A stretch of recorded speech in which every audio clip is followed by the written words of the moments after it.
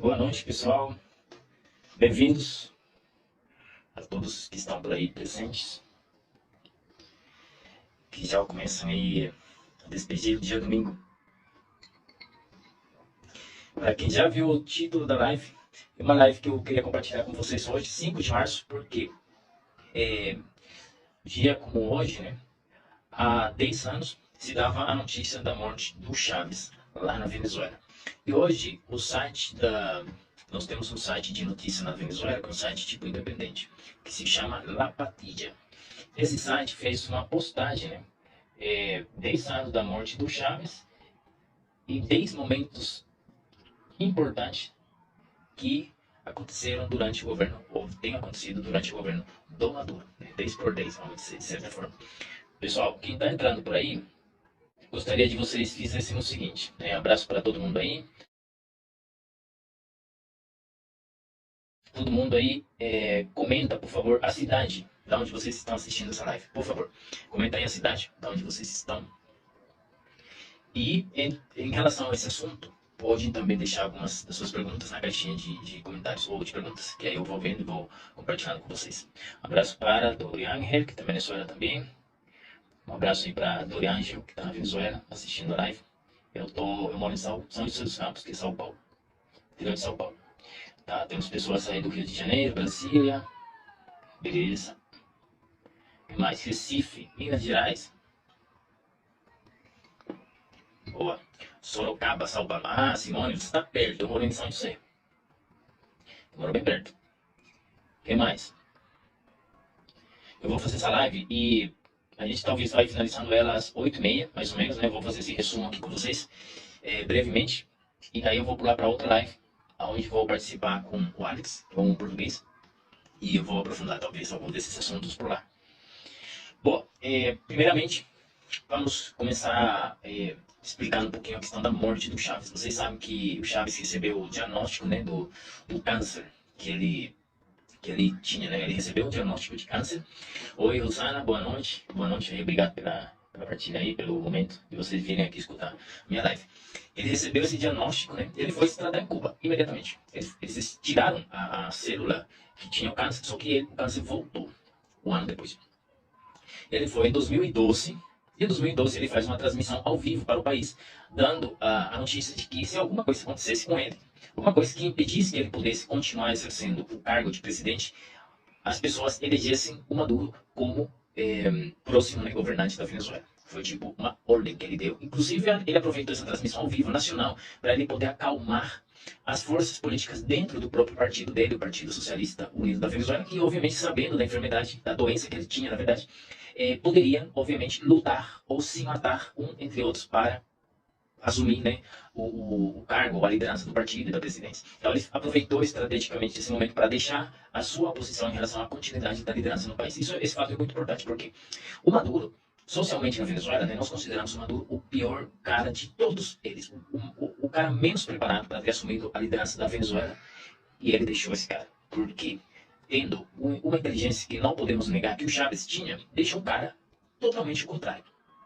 Obviamente, com o tempo e a crítica, isso tudo, você acaba entendendo que, na verdade, o Maduro era o braço mais aliado, que mais entendia da questão internacional, aquele que tinha feito todo o trabalho, o aparelhamento das relações internacionais da Venezuela junto com outros países, e, obviamente, ele tinha feito toda essa junção da engrenagem com Cuba. Então, isso teve depois uma lógica de por que aconteceu. Bem-vindos aí a todos que vão entrando. Obrigado. Então, essa parte de introdução que eu queria dar para vocês. Ele deixa a Venezuela em março, né? Acho que foi dia 8 de dezembro de 2012. E aí, começaram a acontecer uma série de boatos, né, de que o estado de saúde dele tinha piorado, porque ele não estava saindo mais em câmeras, e muitos líderes políticos da época da América Latina, como a Cristina Kirchner da Argentina, o Evo Morales da Bolívia, e assim muitos outros presidentes, vocês podem procurar também na internet, estavam indo em Cuba visitá-lo, né, para vê-lo. Só que não tinha registro de fotos desses encontros, sendo que são delegações oficiais de governos que vão visitar outro mandatário, outro governante em outro país. E não tinha esse registro, né? Não tinha registro desses encontros, o que reforçava a ideia de que certamente o Chávez estava numa situação crítica de saúde, e não como estava se informando nas redes sociais dele, porque todo dia saía um Twitter dele, dando os bons dias à Venezuela, falando que tinha tido alguma reunião e assim por diante.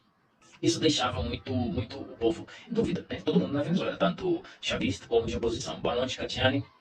Pessoal, quem está entrando aí, eu estava pedindo aqui para o pessoal que já entrou, colocar a cidade de onde vocês estão assistindo a live.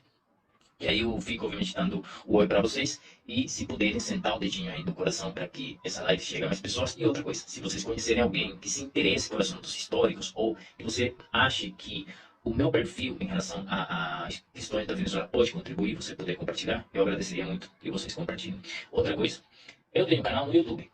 O canal se chama Carlos José Leão também. Vocês têm um link aqui no meu perfil, então vocês podem, por favor, acompanhar também por lá o meu trabalho. São Paulo, capital. Nossa, de Natal, Rio Grande do Norte. Obrigado, Catiane. Salvador, Bahia. Marta. Vitória, Célia, que está em Vitória. Eu gostaria de visitar também todas essas cidades. Minas Gerais, Londrina, Paraná. Eu já fui em Curitiba, não fui em Londrina, Regina. Mas gostaria de ir. São José do Rio Preto, São Paulo também. Obrigado aí. PVH, Rondônia. Nossa, bem longe também. Obrigado aí por acompanhar o canal, o perfil de lá, do norte. Aí, obviamente, crescia, né? Com todos esses boatos, que já não eram mais simplesmente boatos, era apenas confirmações de que, de fato, o cara não tá saindo, um cara que era muito mediático, o Chave era muito mediático, e de um dia para outro ele deixa de aparecer em câmeras. Isso deixava toda a Venezuela preocupada. E fora tudo isso, aquele medo de saber o que está acontecendo. O que vai acontecer, na verdade, com a Venezuela. Estou falando de 2012. Começa lá no 2013, né? Os primeiros meses, acho que foi em fevereiro, que ele volta. Se o som estiver muito ruim, pessoal, se estiver muito ruim, por favor, confirma aí pra mim. Que aí eu troco o fone, tá bom? Por favor, se estiver muito ruim pra vocês, me digam. Que aí eu troco aqui esse aparelho. É muito rápido, posso fazer. Tem aqui o som tá bom? Perfeito. Se o som está bom, aí me confirma. É muito importante essa live aqui pra mim, porque eu vou deixar salva ela. E aí, se o som estiver bom, vai ser legal, porque eu vou repostar ela no YouTube. Então, ele volta na Venezuela em 2013, o Chaves volta para a Venezuela, e desde o momento que ele entra na Venezuela, ele vai para um hospital militar, que é um hospital tipo do exército, que tem o exército venezuelano, mas que também todos os que têm seguros do exército podem se tratar nesse hospital. E ele é internado nesse hospital, e nesse hospital ele começa também a fazer twitters, né? Divulgando todas essas decisões, essa assinatura de governo e tal, questões de agenda de governo, como se ele estivesse normal. Até que dia 5 de março, olha, desde que ele volta também, não aparece nunca numa transmissão ao vivo, falando, tudo é escrito. E desde que ele volta à Venezuela, ninguém sabe, né? O povo diretamente não sabe, muita gente fora do hospital tentando vê-lo, né? E novamente falando, um cara mediático, um cara que sabia mexer com o sentimento das pessoas, sabia se aproximar fisicamente, muito profissional, não, muito inteligente, muito esperto nessa questão. De um dia para outro ele não aparecer, obviamente deixava muitas dúvidas para as pessoas. Enfim, 5 de março eles dão a notícia que o Chaves morreu, 4 horas da tarde, e obviamente o país todo comociona. Porque para muitos era a comprovação do que era um boato, e para outros era um impacto, uma notícia para deixar chocado, principalmente os que eram seguidores dele. Porém, já toda a maquinária política estava andando, toda a maquinária de sucessão política, onde o Maduro assume, como ele era vice-presidente no momento, ele assume a presidência interina até as próximas eleições que acontecem em abril desse mesmo ano.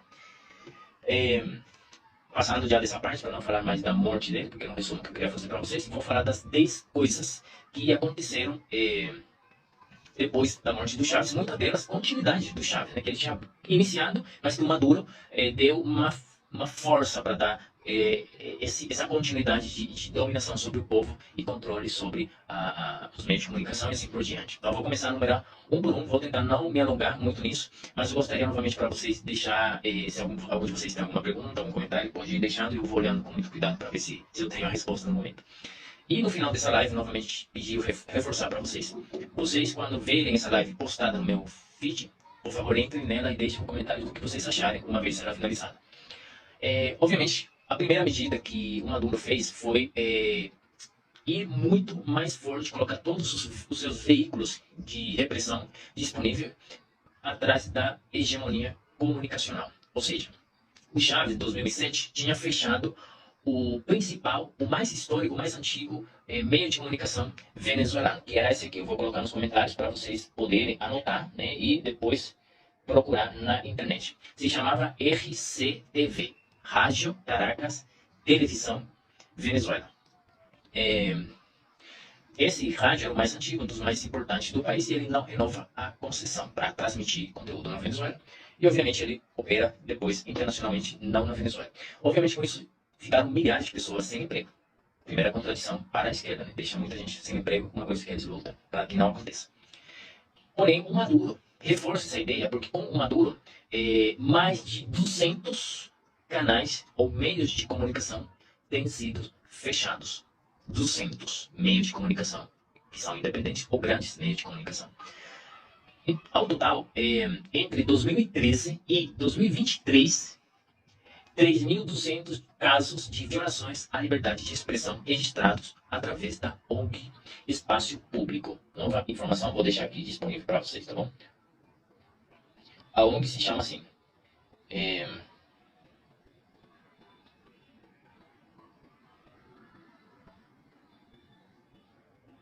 A ONG se chama Espaço Público. Pode depois procurar. Esses dados vêm ali. Um trabalho que eles vêm fazendo. Um dos meios mais importantes de TV se chama Globovision. Globovision, um importante meio de comunicação na Venezuela, que era, obviamente, uma das fontes que mantinha a crítica contra o Maduro e o Chávez. Esse aqui, Globovision. Não é o Globo de vocês aqui no Brasil. E eles, o que os caras fizeram? Eles conseguiram, de alguma forma, comprar esse meio de comunicação nesse canal de TV, e hoje, obviamente, produz informações que às vezes não relata totalmente a verdade. Os donos, o que se diz, são testaferros, são pessoas que estão fugindo da justiça, estão nos Estados Unidos, né? Esse é um caso de um canal de televisão, além do RCTV, que eu falei no início, mas os outros são, obviamente, registrados como censura. Meio de comunicação impressa, ou seja, jornais. Temos dois casos importantes. Últimas Notícias, que é outro canal, Últimas Notícias. Vou colocar aqui também para vocês. Vou fazer aqui uma coisa bem legal. Vou abrir a minha live no computador, que aí vai ficar mais fácil para eu poder ir escrevendo para vocês. Senão eu vou me atrapalhar muito aqui. E aqui o Edito vai no mesmo caminho, para controlar o Brasil. Pois bem, pessoal, vocês devem ficar muito ligados no que eu estou falando, porque talvez o que eu relate que vai ajudar vocês a entender um pouquinho como que eles começam, né? Eles começam que a mídia precisa de controle e assim por diante. Opa, o meio de comunicação se chama assim, ó, vai aparecer para vocês aí na tela. Bem-vindo aí, o Jason. Meu Insta tá dificultando. Nossa Senhora.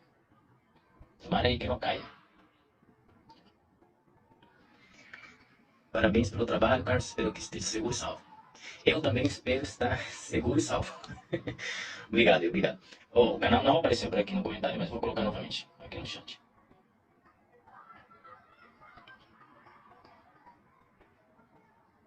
Se chama-se Últimas Notícias e o outro é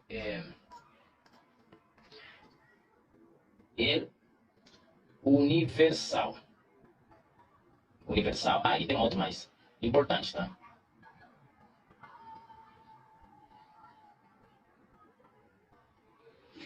Universal e Nacional. São mais dois jornais impressos que foram, obviamente, ou fechados ou regulados de uma medida que vocês vão passar lá também.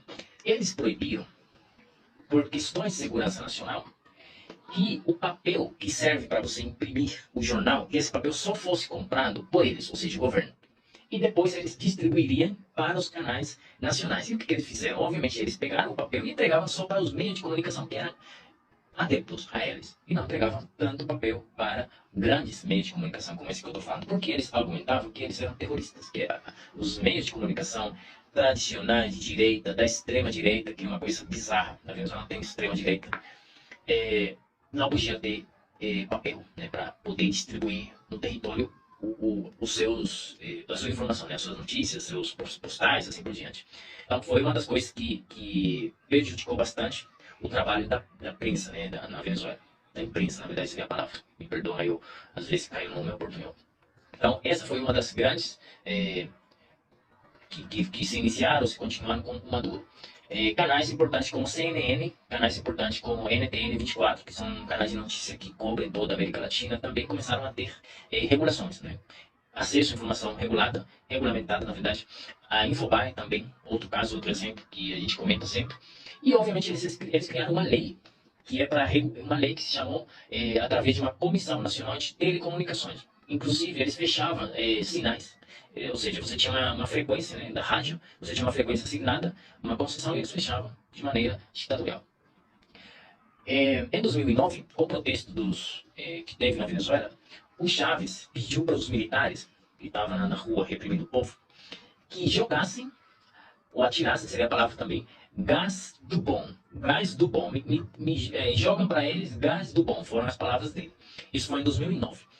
O que ele estava querendo dizer? Que as pessoas que estivessem protestando na rua e não tivessem permissão da prefeitura, é uma coisa importante. Se você está como povo, como cidadão, e muitos milhares, inconformes com um governo, nenhuma prefeitura vai te dar permissão para você fazer um protesto na rua. É óbvio. E ainda mesmo num sistema totalitário como estava se fundamentando na Venezuela. E eles, obviamente, o exército fez ordem disso. Vou te mostrar aqui a foto. Os militares apontando para o povo. Vou mostrar aí para vocês. Ó, essa foto aí. Esses são militares venezuelanos. Estão apontando o gás para o povo que estava ali nesse dia, 2009. Ou são fotos referenciais, tá? Mas isso é na Venezuela. Isso aconteceu também em 2016, 2017 foi uma continuidade do Maduro. Em 2018 também teve protestos. E foi os anos onde mais se registraram mortes de jovens protestando. Ao longo, acho que foram mais de 120 pessoas mortas. Ao todo, né, isso foi em 2016, mas se você for contar 2015, 2016, 2017, 2018, segundo o Observatório Venezuelano de Conflitividade Social, foram contabilizados mais de 300 pessoas assassinadas. 300 pessoas, 300. Não é qualquer dado. 300 pessoas assassinadas. Também existe um dado registrado pela organização internacional Human Rights Watch. Esse aqui. Perdoem também meu inglês. Human Rights. Essa organização internacional que defende os direitos humanos diz que existem pelo menos 18 mil assassinatos extrajudiciais, ou seja, que não foram oficializados, porém que entram dentro do esquema de repressão sistemática que tem sido denunciado na Venezuela, não só do governo do Maduro, também do Chávez, bem contando. Essa maquinária, obviamente, se aprofundou, perdão, com o Maduro. Vamos ver. Tem outra ONG também que se chama isso aí, Human Rights Watch, exatamente. Eu não alcancei a escrever o Watch no final, que saiu aqui o comentário. Tem outra ONG que tem um histórico na Venezuela de trabalho em relação aos direitos humanos, e devido ao processo também, direitos humanos e o devido processo das pessoas. Essa aqui. Fórum Penal. O Fórum Penal também registra que existe na Venezuela 269 presos políticos, atualmente na Venezuela, incluindo jovens militares, liderança política, civis. Ao todo são 256 homens, 13 mulheres, e dentro desse universo de pessoas, 119 são civis e pasmem. Pasmem como dado que eu vou dar aqui para vocês, dito por essa ONG, Fórum Penal. 119 são civis e 150 são militares.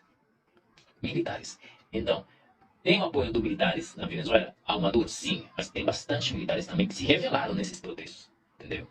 Que tentaram apoiar o povo, mas foram pegos e foram colocados na cadeia. Vou falar de um caso importantíssimo que aconteceu nesses 10 anos do Maduro. Pode procurar, por favor, isso aqui é sagrado. Vocês podem procurar para confirmar o que eu estou falando aqui. Vão procurar na internet, ou anotem primeiro, obviamente, o que eu estou falando. Escutem aqui a minha live. E depois, com as notas que vocês forem pegando, depois vocês procuram na internet. Vamos procurar esse nome aqui. Raul Isaías Baduel. Raul Isaías Baduel. Foi ex-ministro. Foi um general do exército. O que aconteceu com esse cara? Ele era aliado do Chávez. Aliados, sabe? Cara assim, pra cima e pra baixo com ele. O Chávez morre.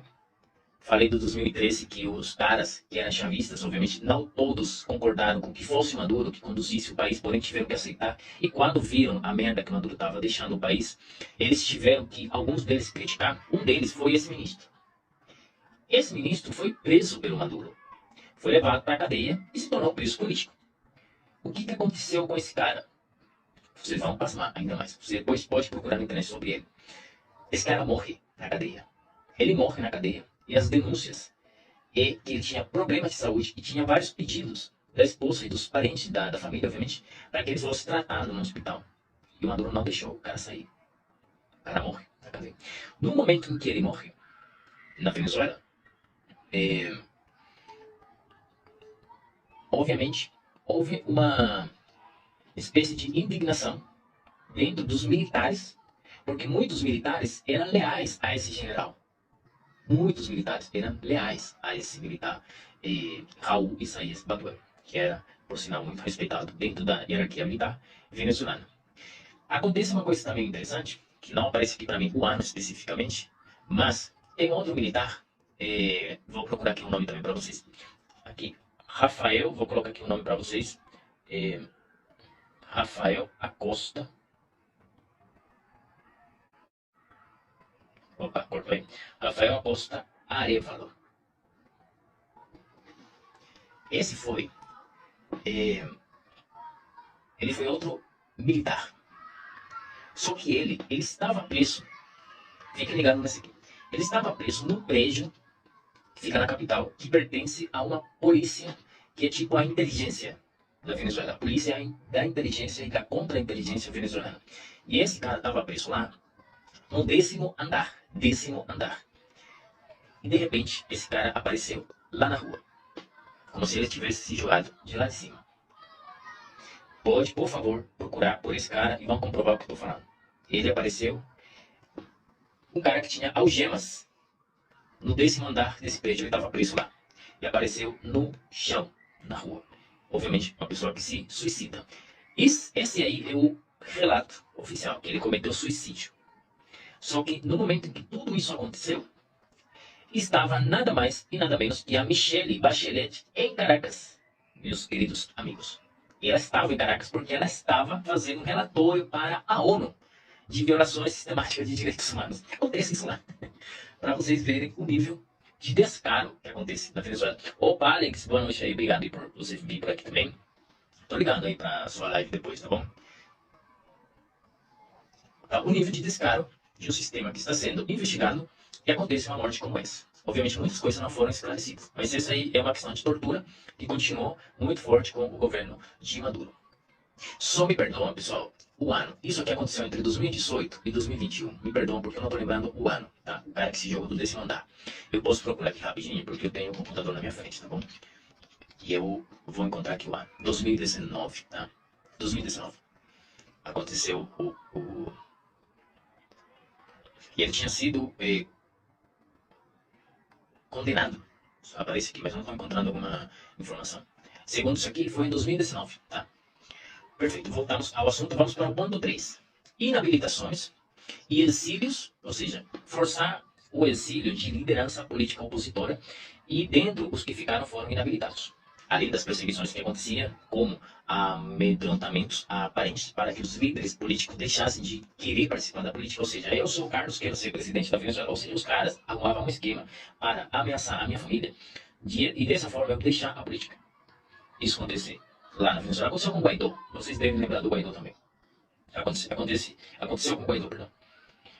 Então, essa inabilitação tem um fato curioso. Agora, continuem, por favor, anotando. Vocês sabem que eu gosto desse método, vocês anotarem, porque aí vocês vão aprender tudo o que eu vou falando. Vão aprender, não, perdão. Vocês vão anotar tudo o que eu vou falando, vocês pesquisam, logo comprovam, conferem, e aí vocês acabam aprendendo. E aprofundando, obviamente. Né? Vamos procurar esse nome aqui. Depois, Manuel Rosales. Esse cara, Manuel Rosales, ele foi um forte candidato opositor ao Chávez. E certa vez, pela grande influência que esse líder opositor tinha, o Chávez fez uma guerra contra o cara. Fez uma guerra contra o cara até fazer com que o cara deixasse a Venezuela. Fosse se tornar asilado político no Peru. Ele ficou por lá, o Chaves falava assim, eu vou te barrar, na verdade vou te tirar do mapa político venezuelano. Seu desgraçado, bandido, mafioso, o que mais que ele falava? Tá aqui literalmente as palavras, corrupto e ladrão. Isso ele falou numa transmissão ao vivo ao país. O cara saiu da Venezuela, o Manuel Rosales, só que o Manuel Rosales voltou agora para a Venezuela no governo do Maduro e se candidatou a uma governação, a governação da onde ele era governador antigamente, e voltou a ganhar. Só que ele se candidatou com o amém do Maduro. Ou seja, Maduro trouxe o cara de volta, que era corrupto, que era ladrão, que era inimigo do Chaves, trouxe o cara de volta. De alguma forma foi negociado aquilo, porque o cara hoje é governador na Venezuela. Hoje ele é governador na Venezuela. Tá bom? Essa é uma grande ironia. E tem outros líderes políticos importantes como Antônio Ledesma, vou colocar aqui outros líderes políticos, mas esse Manuel Rosales que vocês que anotaram primeiro, vocês vão dar uma pesquisada, vão encontrar que ele foi governador de um estado na Venezuela, saiu fugindo do Chaves e voltou agora novamente governador no momento em que Maduro é o atual presidente ou ditador da Venezuela. É uma questão aí que muita gente acaba não entendendo. Quem de verdade é a oposição então? Seria um cara de direita? Esse cara? Não. Se você for pensar bem, quem de direita sai fugindo porque o outro está te ameaçando que vai te pegar. E anos depois, quando o outro morre, você volta e se alia com um cara que ainda tem feito mais dano ao país, exiliando muita gente. E aí passa para o ponto do exílio. Como o exílio, hoje, venezuelanos, somos no total, o que se conta até agora, de forma dados oficiais, 7.100.000 venezuelanos estamos fora. 7 milhões. Isso conta como exílio, não diretamente político, mas também pode contar como humanitário. Muita gente saiu não apenas por motivos políticos, também por questões humanitárias, porque lá era inviável você viver, comer, se tratar. Enfim, esse aí é o nosso terceiro ponto. Eu vou falar só 5 pontos para não tirar muito o tempo de vocês, tá? Eu prometi 10, mas eu vou ir falando se der tempo, e se vocês aí concordarem em que eu fale os 10, por favor, comenta aí para mim, por favor. Aí eu continuo, tá bom? Porque eu sei que muita gente hoje de domingo talvez não gosta de ficar assistindo muitos vídeos.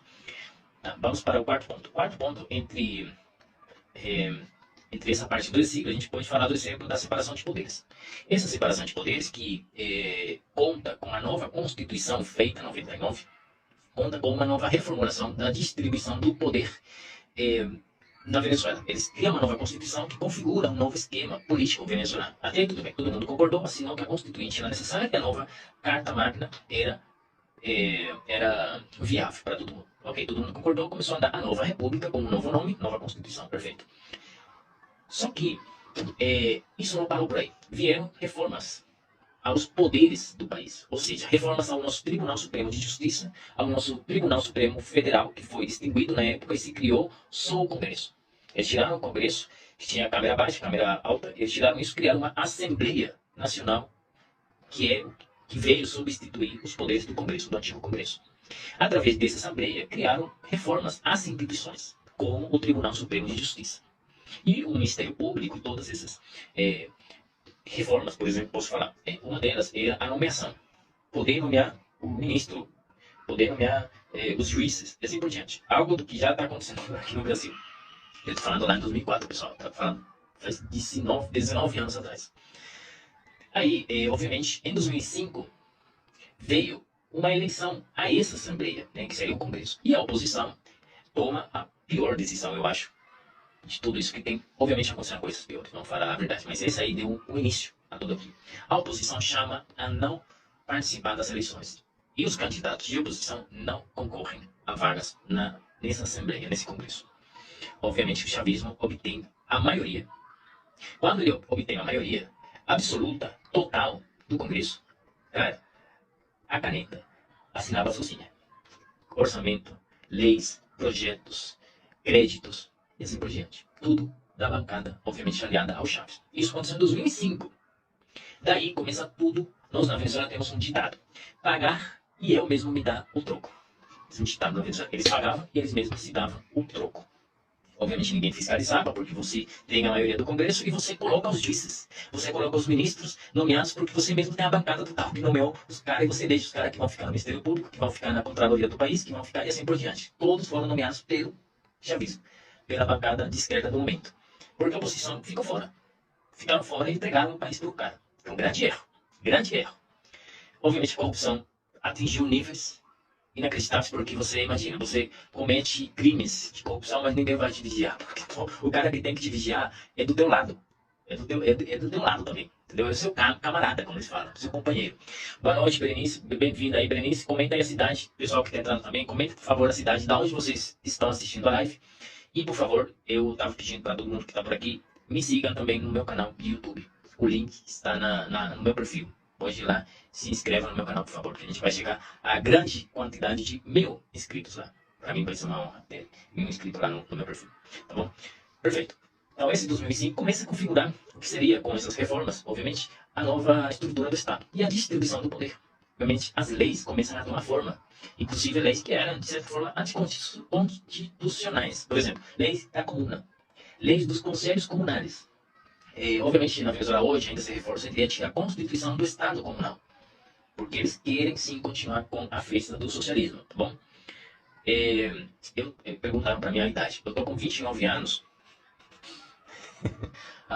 29 anos, sinto que eu vivi uns 50, eu me sinto muito velho. Quando tudo isso começou, estou falando de 2005, eu estava apenas com 10 anos, 9 para 10 anos. Então, eu era muito criança. Só que eu comecei a me apaixonar por esses assuntos, pela história do meu país, quando eu já estava com 11, 12 anos. Eu comecei a me apaixonar bastante. Ainda sou apaixonado, ainda que fora do meu país, ainda que eu não trabalho na área, fico aqui compartilhando um pouquinho da minha experiência e conhecimento. Mas aí, desde criança, eu comecei a sentir esse carinho pelo meu país, por falar dele, por aprender e passar também essa informação para outras pessoas. E passar no sentido que for o mais acessível, né, através de fatos históricos. Porto Velho, muito bom. Pernambuco, nossa senhora, Pernambuco. Gostaria de ir em Recife. Na verdade, eles copiaram isso do Brasil. A questão é que aqui ainda existe requisito de oposição. Sim, sim. Homem, esse comentário é muito acertado. Existe requisito de oposição. E essa oposição tem que ser bastante inteligente. Tem que ser esperta, na verdade. Tem que ter malícia para poder prever o que vai acontecer. Por isso que saber o que foi feito nos países vizinhos te permite dar uma estocada de entender, opa, isso que lá foi feito se o cara quer mexer com o Banco Central, por exemplo. Vocês estão ligados com o que eu estou falando. Se o cara quiser mexer com o Banco Central, você rapidamente, opa, o Chave fez isso em 2008, 2007. Fez isso com essa mudança que eu estou falando das instituições, das nomeações às instituições, inclusive autônomas do país, aconteceu em 2005 para cá. Isso inclui o Banco Central. Que com essa modificação das leis e o Congresso do lado deles, eles conseguiam agora mexer com o Banco Central do jeito que eles queriam. Então é importante sempre ter uma oposição. Sou do Rio Grande do Sul, cidade de Canoas. Gratidão por teus ensinamentos. Não, eu que agradeço, Berenice, pelo apoio que vocês vêm dando aqui no meu canal.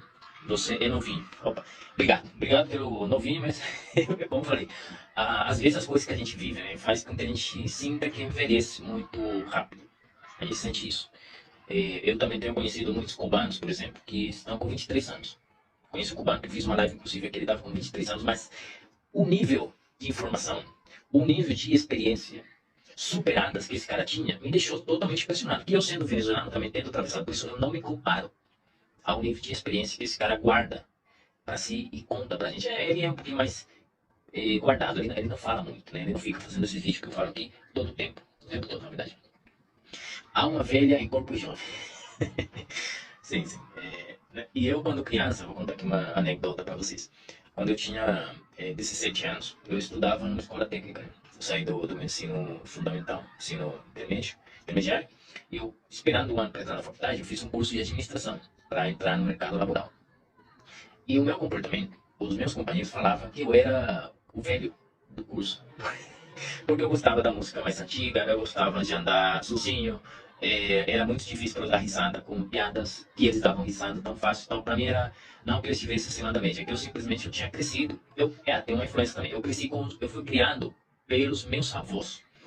Então, eu cresci com eles, eu tenho esse jeito de ser um pouquinho mais calmo e não ser tão alterado. Opa, essa moto tá... tenho 30 e você é mais novo que eu. Não, mas eu faço 30 esse ano. Também não vou ficar muito tempo com 29, infelizmente. Bom, pessoal, envia essa live aí para muita gente. Estamos chegando a marca de 30 pessoas conectadas. Seria legal chegar a mais de 30. Perfeito. Um dessas causas, dessa modificação do Estado, dessa estrutura do Estado, veio a ter consequências no ano de 2015, 16 e 17. Vou explicar por quê. E 18, inclusive. Em 2015, a oposição volta a participar abertamente das eleições. Já tinha participado em 2010, porque em 2005 foram as eleições, 5 anos do Congresso, lá os deputados são eleitos para 5 anos de governo. Em 2010 a oposição voltou a participar e em 2015 também. Só que em 2015 eles ganham a maioria do Congresso, porque em 2010 ainda o chavismo tinha maioria. Porque eles tinham governado todos esses anos sem oposição. Só que quando pega o Maduro no governo, obviamente o Maduro não faz tão inteligente como o Chaves e veio toda a queda do chavismo e do socialismo que ele tinha implantado no país. Aí a oposição recupera o Congresso, né, a Assembleia. Vou falar o Congresso para vocês entenderem melhor, mas lá a gente chama Assembleia. Eles recuperam o Congresso, a maioria. E obviamente é importante porque o Congresso é a caneta, né, onde todo vai ser aprovado ou não aprovado. Só que o Maduro começa a ter uma queda rápida do seu governo no sentido econômico. Ou seja, ele não consegue resolver a inflação do país, que vai muito rápido, muito, muito rápido. Eu sei que vocês têm uma noção de que a Venezuela, 2021, 2020, 2018, mas a inflação na Venezuela nós já viemos lutando com ela desde 2013, lá atrás. E muito antes, inclusive 2009, eu acho, mas subiu muito em 2013, com a eleição do Maduro. Em 2015 ganha a oposição, só que a oposição começa a recusar os pedidos de créditos. O Maduro continuava pedindo crédito para a China, para os Estados Unidos, para muitos países. E o Congresso falou, não, para de pedir crédito, porque a gente está só imprimindo moeda e trazendo tudo de fora, mas a gente não está produzindo nada. Aí o Maduro, que tinha do lado dele eleito em 2010, porque você pega o Congresso em 2010, você aproveita e faz o quê? Você elege o presidente do Supremo Tribunal de Justiça, o presidente do Supremo Tribunal Eleitoral, o ministro de Contraloria, o ministro que vai ficar na frente do Ministério Público. Você tem toda essa galera na frente, ainda do seu lado, ainda que a oposição ainda controlava o Congresso em 2015. Só que esse cara tinha sido eleito 5 anos também de governo, e ainda a oposição não tinha eleito os deles. O Maduro começa uma perseguição entre 2015 e 2017 atrás do Congresso. Por quê? Ele queria trazer os créditos de fora, endividar mais o país, e ele consegue que o Supremo Tribunal de Justiça venezuelana invalidara ou anulara ou intervisse, vamos dizer de certa forma, as funções do Congresso, que era opositor. Só que aí, meus amigos, vem a fiscal do Ministério Público, que era a ministra também, obviamente, a gente chama fiscal, mas era a ministra a fiscal general do país, na verdade, a principal fiscal. Ela sai e faz uma transmissão ao vivo ao país e diz que foi rompido o fio constitucional com o que o Tribunal Supremo de Justiça fez. É tipo, o fiscal do Ministério Público aqui no Brasil saísse denunciando que a decisão tomada pelo Tribunal Supremo de Justiça brasileiro de invalidar o poder do Congresso é inconstitucional. Ela fez isso e o Maduro imediatamente mandou prender ela, dizendo que ela era uma aliada do imperialismo e assim por diante, blá, blá, blá. Ela acabou indo para a Colômbia. Fugindo, em questão de dias. Tá? A questão foi uma tarde, uma quinta-feira e sexta-feira ela já estava na Colômbia. Ela teve que fugir imediatamente. Só que ela era chavista. Ela era chavista também. Mais um chavista que saía, obviamente, pagando o preço de ter apoiado Maduro. Sim, amigo, mas ele sabe muito bem ganhar o povo com falácias. Igual acontece aqui, né? Perfeito. O sofrimento faz a pessoa evoluir e crescer. O que você não está entendendo é que o Brasil é pioneiro nessa estratégia totalitária. Não, a Venezuela, eu falo em São Paulo, foi iniciativa de Brasil, Cuba, com Lula e Fidel. Exatamente, são almas antigas, são características dos conservadores, sabia? Sou velha então. Não, Elaine, você não é velha. Somos sim, é muito orgulho, pois somos mentes já evoluídas. Também tenho orgulho. Eu votei no Lula e Dilma e em 2018 votei no Haddad. Vocês acreditam nisso? Tenho vergonha. Assembleia Legislativa também é nomenclatura portuguesa. Tá, pessoal, estou lendo aqui seus comentários para poder acompanhar também. Eles enganaram bem, mas eu nunca gostei da esquerda. Sem eu saber nada. Ok? Nunca fui o cara de esquerda e falasse dele. Normal. Muita gente que nasceu nos anos 90 foi muito fortemente influenciada ideologicamente. Eu tenho 31, meus professores faziam partidarismo em sala de aula. Sim, disso eu concordo também. Eu também eu recebia muita informação de esquerda na faculdade, muito mesmo. Pessoal que está entrando aí, também estou vendo muita gente entrando, comenta por favor de onde vocês estão assistindo a live. e os que estão acompanhando desde o início, muito obrigado, tá, por continuar. Então, essa fiscal, né, continua denunciando desde fora, ela estando fora da Venezuela, ela continua denunciando as coisas que fez Maduro, só que ela perdeu credibilidade. Ela perdeu credibilidade, não posso negar isso para vocês. Isso foi em 2017. Porque ela só aguardou até 2017 para falar algo que vinha acontecendo há muitos anos. E, obviamente, o povo, cansado disso, falou: ah, vai se fuder. Porque você apoiou o Chaves, você apoiou o Maduro, e só até que eles vieram atrás de vocês, aí você falou que o cara era uma ditadura. Então, o povo, obviamente, não apoiou. Ela perdeu muita credibilidade. Hoje ela é exiliada também. Mas é um caso importante de falar, porque, obviamente, ela era a fiscal geral do país, a mais importante para fiscalizar o Maduro. E eles, obviamente, não perdoaram o que ela fez. Tá?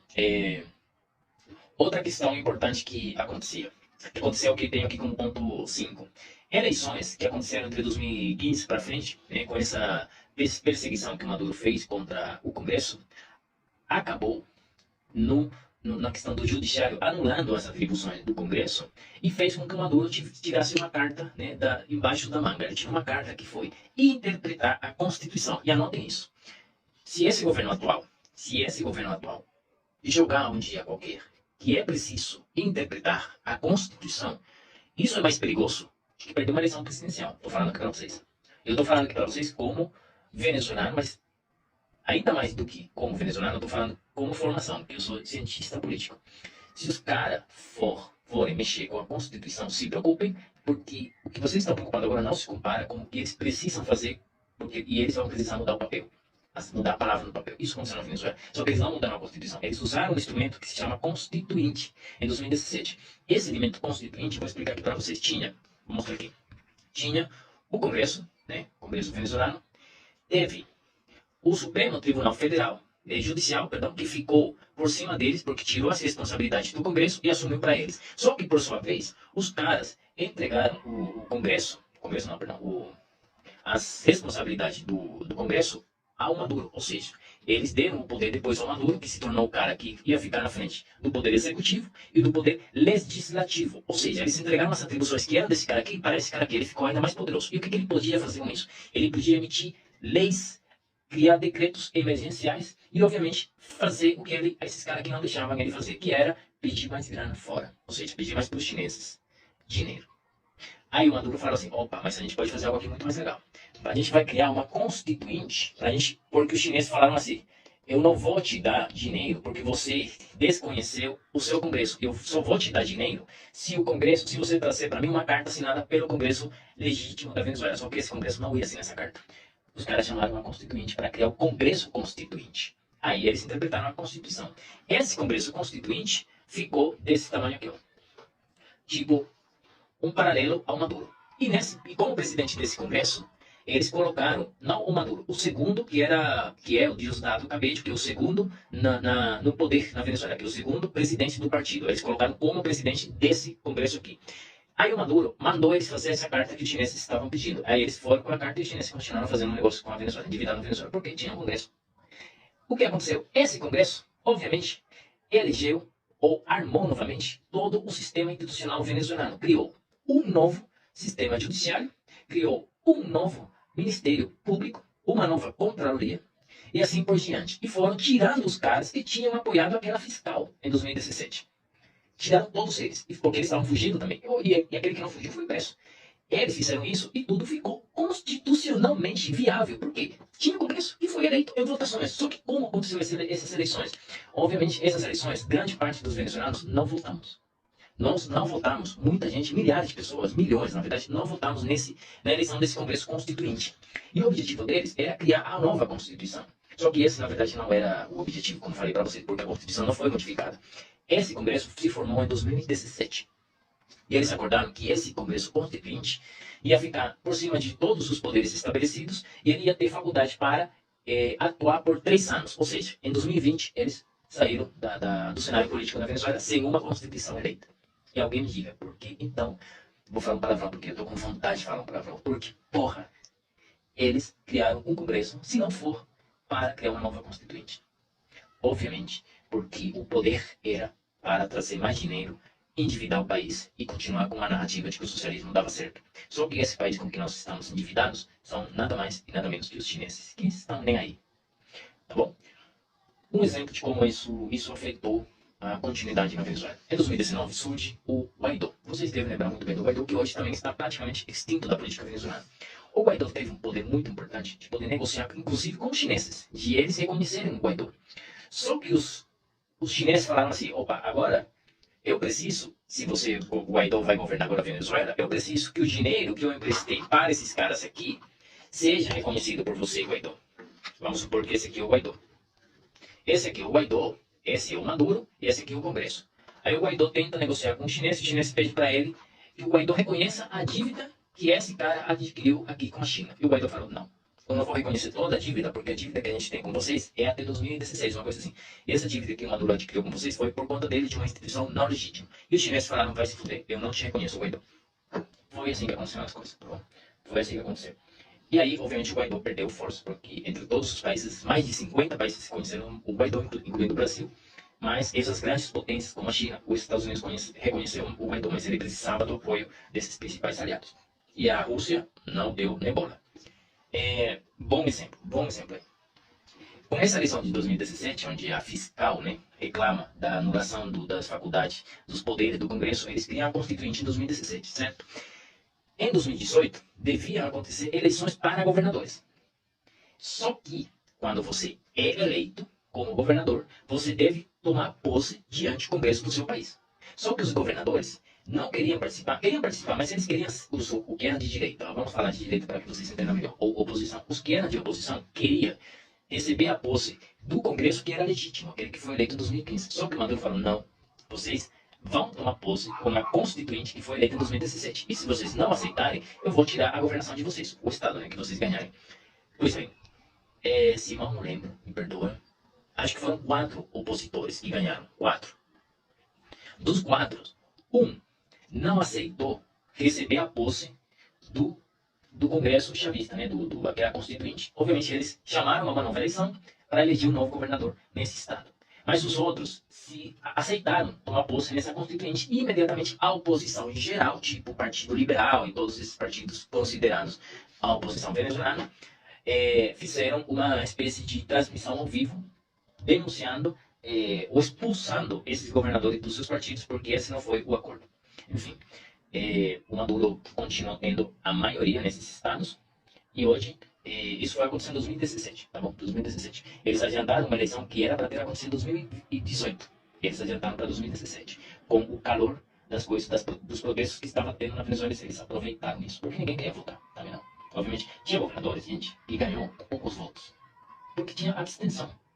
E só os caras deles que foram votar, porque obviamente formigas não votam por ele, vota gente, tem gente na Venezuela que apoia esses caras. É inevitável, tem gente que sim, que apoia. E os caras receberam os governos deles, não fizeram em 4 anos até 2021, que era a eleição, não fizeram nada. E em 2021 aconteceu a outra eleição, uma nova eleição de governadores e prefeitos. E aconteceram coisas bizarras, bizarras. Houve um estado, o estado onde nasceu o Chaves, tem material sobre isso aqui no meu perfil. Esse governador era oposição e ganhou. Eles inabilitaram o cara depois de ter ganho. Inabilitaram politicamente. Surgiu do Tribunal de Justiça uma sentença onde se comprovava o ato de corrupção do cara em 2015, 2017, uma coisa assim que ele tinha guardado. Então, na Venezuela aconteceu muito isso aqui. Olha, você foi corrupto em 2009, eles guardam. E daí, se você ganhar a eleição, aí eles tiram essa carta e falam assim, opa, você recebeu uma denúncia aqui de um ato de corrupção em 2010. Ah, mas isso aí prescreve e tal.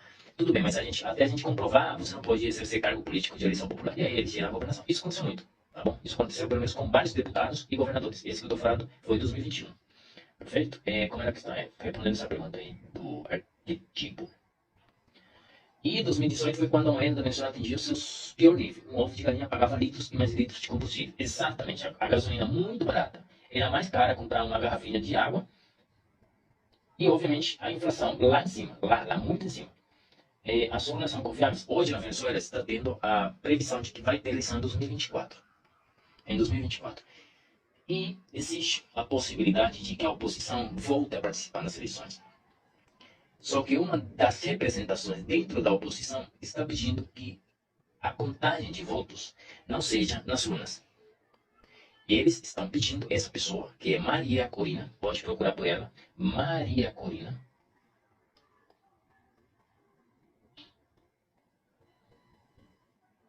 pode procurar por essa mulher aqui.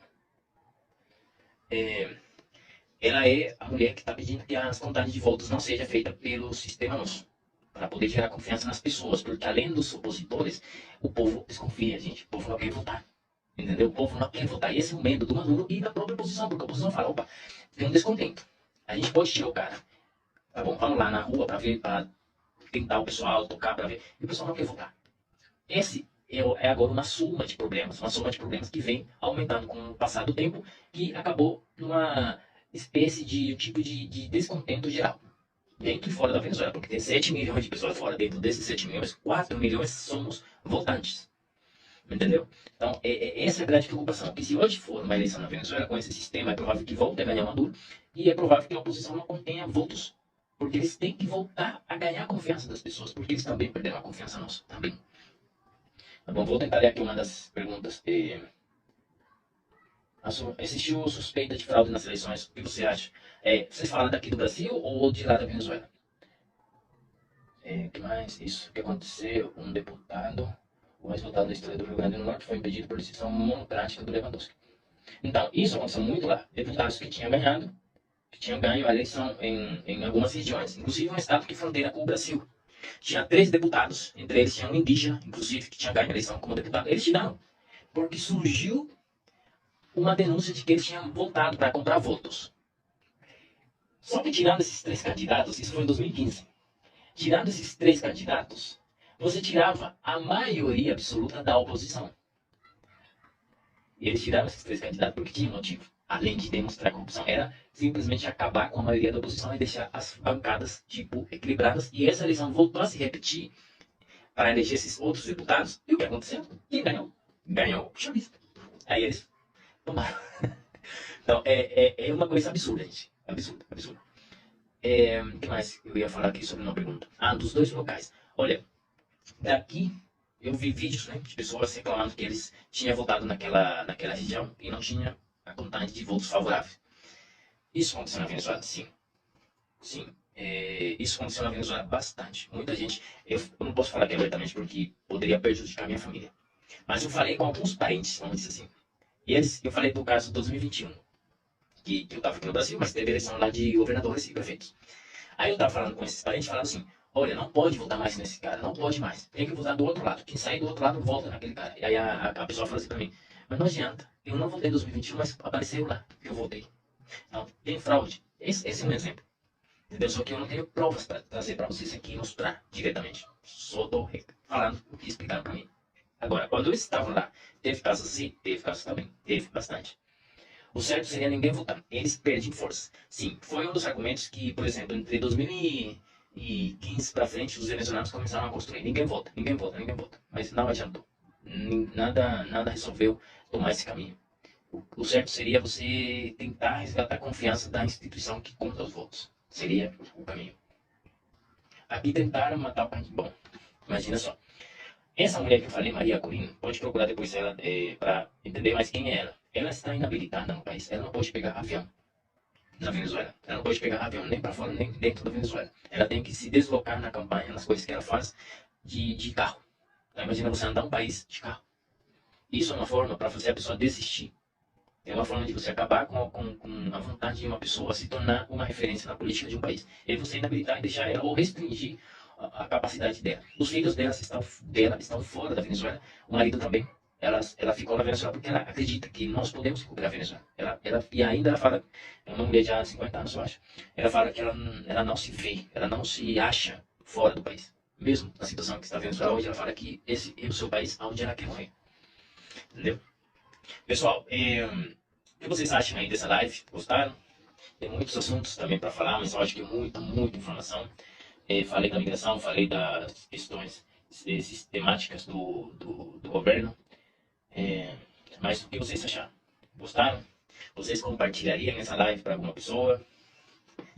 Deixem aí seu feedback. Daqui, talvez eu vá para outra live. Bom, o Alex falou para mim que ele vai fazer uma live hoje. E se eu tiver tempo, eu poderia passar por lá e participar também com ele. Talvez comentar uma coisa dessa. Fantástico, maravilhoso. Obrigado, obrigado. Novamente, pedi um favor para vocês. Novamente, em relação à live. esse vídeo vai ficar disponível no perfil. Vai ficar disponível no perfil. Eu gostaria que vocês tirassem um print aqui dessa tela, guardassem e depois mandarem para o grupo de WhatsApp ou nos seus stories também, me marcarem lá que eu reposto também. Mas quando a live for postada, que ela vai aparecer no perfil, vocês vão entrar nos comentários, por favor, e deixem o seu comentário. Isso que vocês estão deixando aqui para mim, pode deixar também lá, porque vai ajudar a que outras pessoas que não assistiram a live vejam que vocês têm comentado e que os comentários são, de certa forma, agradáveis em relação ao conteúdo que vocês receberam, tá bom? Então é muito, muito importante para mim, porque gera, obviamente, uma espécie de feedback visível, na verdade, porque os comentários que eu agradeço bastante vocês deixarem por aqui, eles ficam, não aparecem logo depois na postagem do vídeo. Então aí a gente, obviamente, gostaria de que os seus comentários ficassem registrados no post, no vídeo, tá bom?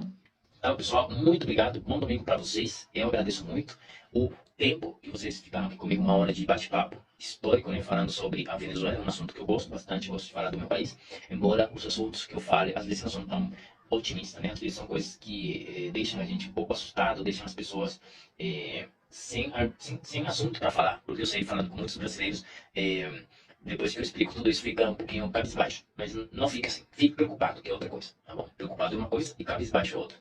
Fiquem preocupados, fiquem pesquisando. E tudo isso que eu falei aqui para vocês, vocês podem depois procurar, aqueles que anotaram, por favor, anotem e procurem na internet para vocês se informarem pelos seus próprios meios, tá bom? Eu deixo vocês, obrigado de coração, obrigado mesmo. A gente se encontra talvez nessa live do Alex, quem tá por aqui e segue o Alex, e que vocês tenham um bom início de semana. Deus abençoe muito vocês. Tem um vídeo no meu perfil, também pode passar por lá, dar uma olhada.